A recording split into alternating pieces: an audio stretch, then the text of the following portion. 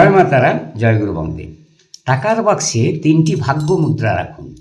চীন দেশীয় মুদ্রা হলো সম্পদ, সৌভাগ্য ও সমৃদ্ধির এক অন্যতম কার্যকরী পন্থা।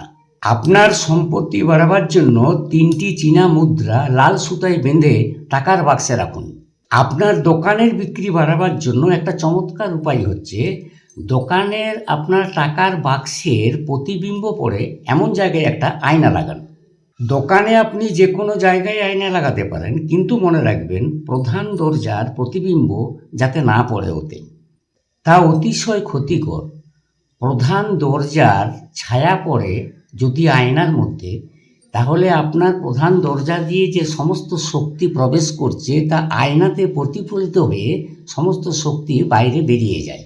আয়না যদি দোকানের জিনিসগুলোকে প্রতিবিম্ব করে, তখন জিনিসপত্রগুলো দ্বিগুণ দেখাবে, তখন আপনার ব্যবসাও দ্বিগুণ হয়ে উঠবে।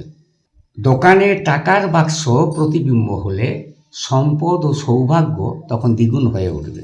তোমাদের পাশে আছি, সকলে ভালো থেকো। আমার ভিডিও ভালো লাগলে পাশে থেকো। রাধা রাধা।